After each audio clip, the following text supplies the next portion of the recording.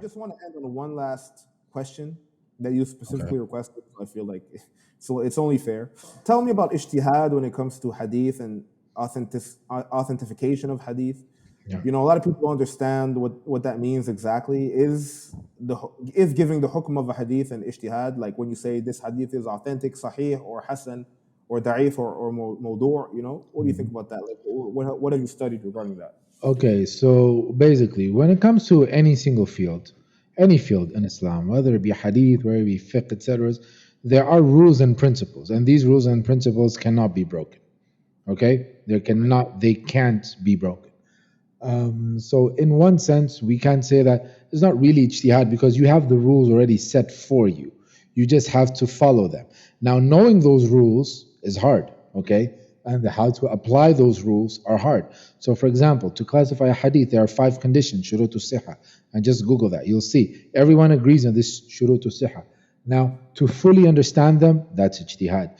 To fully apply them, that is a matter of ijtihad. And it's something that not a lot of people are going to reach. Very few people are going to get there.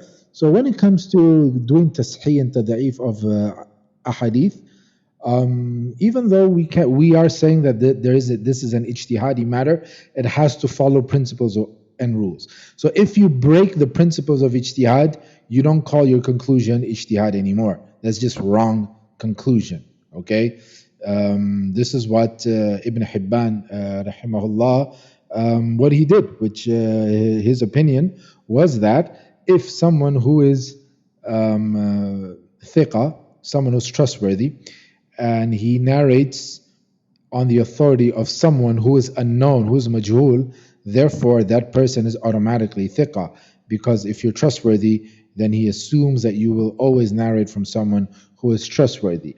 Now, this was his ijtihad, but it's wrong. Why? Because it went against the principles of tasheeh and tad'if of a hadith. Now, even in fiqh, it works the same way. If you pick a qiyas over hadith, it's wrong. It's not ijtihad. Okay?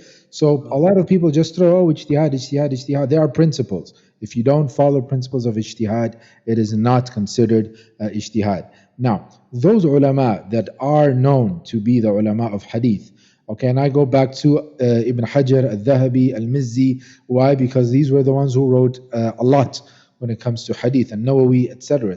They are the mujtahid. And normally, most of the time, they agree in tasheeh and tad'if, most of the time.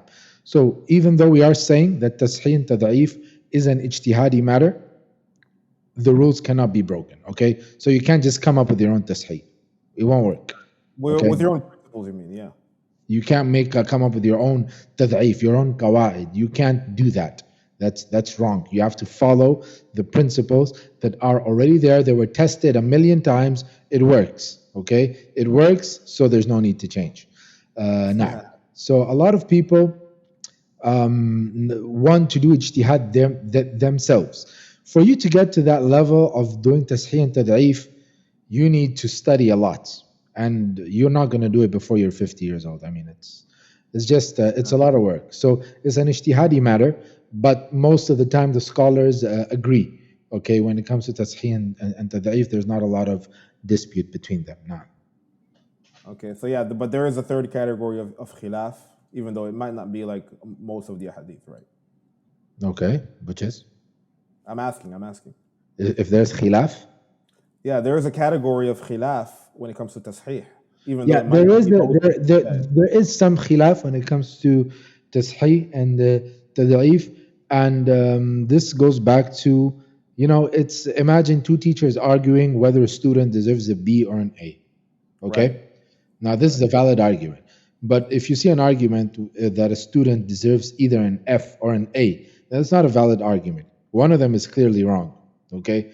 Because you can't argue from F to A. You can argue from B to A or from B to C. So even though there is a khilaf, it's not as strong as some people think it is. The only khilaf which could be a bit strong, and it's not even a hadith matter, it's more of an usuli matter, is whether you take hadith da'if as hujjah, whether mursal is hujjah, etc., right, if it's an evidence or not. Now this is mustalah combined with hadith, but it doesn't really affect the authenticity of the hadith. Now, Right. But yeah, what you're saying basically is that most of the ikhtilafat are going to be like whether this is da'if or hasan, or Yeah, whether this is hasan or sahih, that type of thing, right? There's never going to yeah, be like scholars saying this is sahih and other scholars say this is mawdu'. yeah, Yeah. yeah, yeah. You're not going to find that.